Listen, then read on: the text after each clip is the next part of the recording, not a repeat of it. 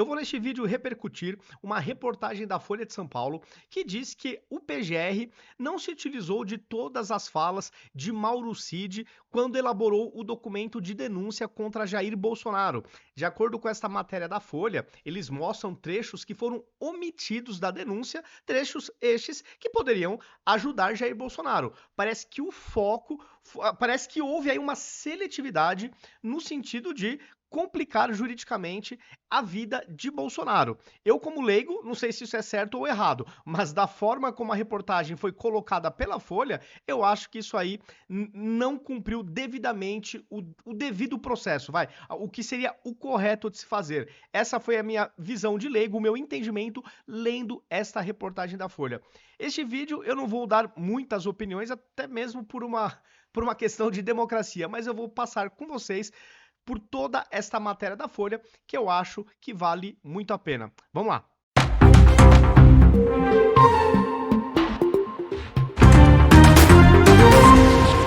Esta é a reportagem da Folha de São Paulo, onde a manchete já me chamou muito a atenção. Por isso eu entrei no corpo da matéria e li todo o conteúdo. E aí achei realmente muito curioso, para dizer o mínimo. A manchete fala o seguinte: PGR omitiu falas de Mauro Cid que contrastam com denúncia contra Bolsonaro. E na linha fina, aqui no subtítulo, Procuradoria, por outro lado, enfatizou pontos da delação do tenente-coronel que incriminam o ex-presidente. Entrando aqui no corpo da matéria, não é muito grande, mas eu acho que vale a pena vocês acompanharem. A denúncia da Procuradoria-Geral da República contra Jair Bolsonaro usa a colaboração de Mauro Cid como importante mecanismo de confirmação da trama golpista, mas, ao mesmo tempo, em que exalta pontos que incriminam o ex-presidente, deixa de fora falas do ex-auxiliar que contrastam com a acusação. Ou seja, poderia ser utilizado e explorado pelo próprio Bolsonaro, né?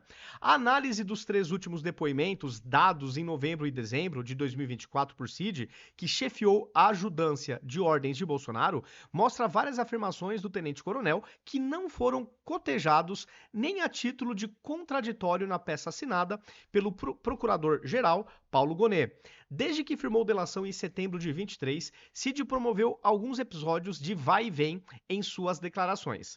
Em áudios que enviou ao interlocutor e que vazaram, chegou a dizer que estava sendo pressionado a relatar episódios que nunca ocorreram. Ele estava sendo forçado a mentir? É isso que ele está falando? Por outro lado, mudou em novembro a versão que vinha dando após ser confrontado por elementos da investigação e se ver ameaçado de perder a delação e ser preso. Naquele famoso trecho que vazou ontem, né, onde o Moraes falou que ele poderia perder os benefícios, a família podia também se complicar, o pai, filha, esposa, etc. Uma coisa bem complicada, né, onde juristas, advogados falaram, pela lei, nesse momento teria que ter o envolvimento da PF e do Ministério Público. A Justiça, o juiz, no caso, homologaria essa delação. Então, pelo que vários especialistas estão dizendo, isso já garantiria a nulidade dessa delação. Eu não sou especialista, mas eu estou aqui repercutindo o que advogados já estão falando desde o dia de ontem. E aqui, só para trazer para vocês a visão de alguns especialistas no direito, para não ficar só no comentário vazio, eu trago aqui 2 publicações. A primeira do Emerson Grigoletti, que é um advogado, e na sequência o André Marcília, que é um advogado também, constitucionalistas. Então, o que o Grigoletti falou? Que o artigo 4º da Lei Federal número 12.850 de 2013 estabelece que o juiz não participará das negociações realizadas entre as partes para a formalização do acordo de colaboração. E mais, que essa negociação ocorrerá entre o delegado de polícia, o investigado e o defensor, com a manifestação do Ministério Público, ou, conforme o caso, entre o Ministério Público e o investigado, ou acusado e seu defensor. Além disso, o artigo 1º da Lei 9.455 de 97 estabelece que constitui crime de tortura submeter alguém sob sua guarda, poder ou autoridade com emprego de violência ou grave ameaça, a intenso sofrimento físico ou mental, como forma de aplicar castigo pessoal ou medida de caráter preventivo, pena, reclusão de 2 a 8 anos. Por fim, o artigo 5º da Constituição Federal determina que nenhuma pena passará da pessoa do condenado, podendo a obrigação de reparar o dano e a decretação do perdimento de bens ser, nos termos da lei, estendidas aos sucessores e contra eles executados até o limite do valor do patrimônio transferido. E para finalizar, trago também uma publicação do André Marcília, que é um outro advogado, que fala o seguinte: parece mais do que óbvio que a delação de Mauro Cid é nula. Primeiro, os vídeos divulgados deixam claro que a delação foi obtida sob ameaça de prisão, ou seja, não foi voluntária. E isso é um vício insanável. 2. O vídeo mostra que os temas abordados pela delação eram induzidos pelo juiz, ou seja, foi direcionada, outro vício insanável. 3. A peça da PGR não poderia, diante destes fatos, ter levado em consideração a delação, o que a torna, por mais essa razão, inepta. Além disso, o induzimento e a ameaça só reforçam a impossibilidade que uma suposta vítima seja também o juiz do caso, ou então teremos não apenas uma suposta vítima, como também um suposto juiz. Então aqui só para dar o contexto desse comentário que eu fiz. Seguindo, a denúncia é elaborada com base nas investigações da Polícia Federal e chega a avançar em relação a algumas das conclusões policiais. Ela é composta também de vários elementos de provas, como quebras de sigilo e outros depoimentos. Um dos pontos principais da denúncia é a existência do plano Punhal Verde-Amarelo, que trazia um cronograma de virada de mesa institucional que incluiria a morte de Moraes e da chapa presidencial eleita, né, Lula e Alckmin.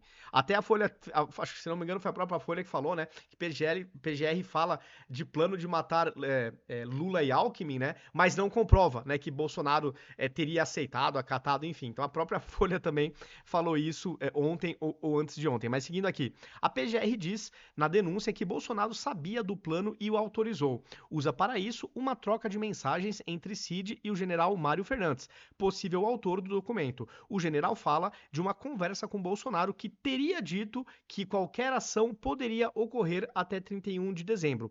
A denúncia não inclui a versão de Cid, que nos depoimentos afirma que não saber se Bolsonaro sequer tomou conhecimento do documento. Eu não tenho, aspas para o Mauro Cid, eu não tenho ciência se o presidente sabia ou não do plano que foi tratado, do punhal verde-amarelo, e se o general Mário levou esse plano para ele ter ciência ou não. Ou seja, o Cid não está cravando nada de que Bolsonaro tinha conhecimento ou não, ele simplesmente não sabia. E aqui a reportagem fala que isso não entrou na denúncia. Disse Cid em depoimento dado à PF em dezembro e ignorado na denúncia. Estranho, né, pessoal? A PGR destaca a delação de Cid no ponto em que ele confirma que Moraes foi monitorado 2 vezes, uma a pedido de militares que fariam parte do grupo operacional Punhal Verde e outra a pedido do próprio ex-presidente. Mauro Cid confirmou ainda, escreveu Paulo Gonet, que quem solicitou o monitoramento do ministro Alexandre de Moraes foi o ex-presidente Jair. A denúncia deixa de fora, porém, que na versão de Cid, Bolsonaro pediu o monitoramento não no contexto da operação que, vamos dar algumas palavras para o algoritmo, na operação que tiraria a vida do ministro, mas porque estaria irritado por ter recebido a informação de que o ministro, seu desafeto, estaria se encontrando com o seu vice Hamilton Mourão. Aliás, o Mourão falou alguma coisa desses encontros? Outro ponto em que a denúncia colide com as falas de Cid, sem que essas sejam mencionadas, refere-se ao dia 15 de dezembro de 2022, data em que a operação de tirar a vida, de autoridades, teria sido colocada em prática e abortada. A PGR destaca a mensagem entre um dos militares e Cid, que estava fora de Brasília. Aspas. Após a operação ser abortada, Rafael Martins de Oliveira enviou mensagens às 21h05 via aplicativo WhatsApp para Mauro Cid, afirmando, opa, Cid respondeu, às 21h16, que vou mudar de posição. De acordo com a denúncia, evidenciou-se que Cid recebia informações atualizadas sobre o andamento das ações. Em sua delação, porém, o tenente-coronel assegura que estava em local de difícil sinal de telefonia celular e que não se comunicou com os militares. Outro ponto importante da trama golpista diz respeito a uma reunião de militares em Brasília no dia 28 de novembro de 22, no contexto da elaboração de uma carta interna com o intuito de pressionar o comandante do Exército, Marco Antônio Freire Gomes, a aderir ao golpe. A PGR não inclui na denúncia a versão de Cid, segundo a qual, no encontro, não se discutiu nenhuma medida específica no sentido de golpe, mas se resumiu a um bate-papo de bar de militares que estavam inconformados com a derrota eleitoral. Aspas, naquele momento, ninguém botou um plano de ação. É esse ponto que eu quero deixar claro. Ninguém chegou com um plano e botou um plano na mesa e falou assim: não, nós vamos prender o Lula, nós vamos tirar a vida dele, nós vamos espionar, disse Cid em depoimento à PF. Então, é uma declaração importantíssima do delator. 2 dias depois, diante de Moraes e sob pressão de ser preso e ter a delação cancelada, e a gente viu essa pressão como se deu, né? O Moraes, ele falando, em vez da PF e a Procuradoria, o próprio ministro, o próprio juiz, que deveria apenas homologar, né, essa delação de acordo com vários advogados que se manifestaram no dia de ontem, ele foi lá e ele interagiu com o delator, né? Então, só para dar esse contexto. Então, o Cid mudou a versão sobre uma reunião anterior na casa do general Walter Braga Neto, afirmando que ali se discutiu alguma ação para a promoção de caos social que justificasse a ruptura. Então, assim, houve essa mudança depois dessa pressão, dessa ameaça que ele recebeu. E aí a gente sempre vai ficar na dúvida, né? Será que ele falou a verdade antes de ser pressionado, né, sobre as ameaças de voltar para a prisão e o seu pai, sua filha e a sua esposa se complicar também? Será que ele falou a verdade antes ou depois dessa pressão? É difícil saber, né? Teria que entrar aí na cabeça do Mauro Cid. Ele afirmou, porém, que não acompanhou toda a reunião e que não sabe dizer o que foi planejado exatamente. Tanto a investigação da PF como a denúncia contra o general Estevam Teófilo, chefe do Comando de Operações Terrestres do Exército, são baseadas em especial na delação de Cid. Em mensagem, ele deu a entender que Teófilo aceitaria colocar as tropas nas ruas em prol de Bolsonaro, caso ele assinasse uma medida de exceção. A denúncia não considerou, porém, o que Cid disse em seus últimos depoimentos. Nessas ocasiões, o tenente-coronel afirmou acreditar que Teófilo seguiria as ordens do alto comando do Exército e que não passaria por cima da autoridade do comandante da força. Se o presidente desse a ordem, mas o problema é, eu não sei se ele passaria por cima do general Freire Gomes.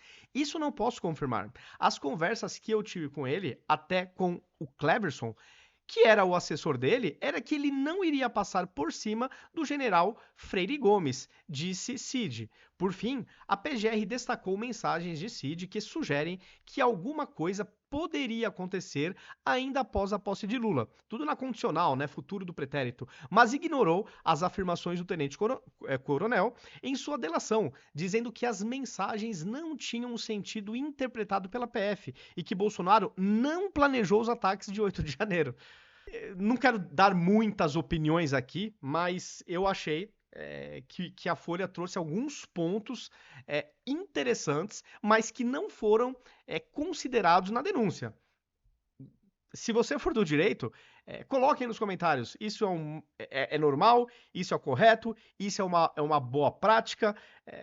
Enfim, se você for um especialista no direito, comente o que vocês acharam e entenderam destes pontos colocados pela Folha de São Paulo. Foram alguns, tá? E eu acho que trechos assim relevantes que, pelo menos na minha visão de leigo, deveriam ter sido considerados até para dar uma contextualização maior para essa denúncia. Pelo menos é o que eu acho, tá? Não sou do direito. Pessoal, é isso. Se gostaram do vídeo, deixe o like para aumentar o engajamento do vídeo. Se gostaram do conteúdo e acham relevante, repercutam, compartilhem nas suas redes sociais, nos seus grupos de WhatsApp, para a gente também sair da bolha. Os convido a me seguir em todas as redes sociais. Em todas elas, eu estou como @ViniciusCFP82. Aqui em cima, em vermelhinho, está o meu username, tá? Então, estou aí em praticamente todas as redes sociais, então os convido também a me seguir em todas elas. Dado o recado, feito o convite, até o próximo vídeo.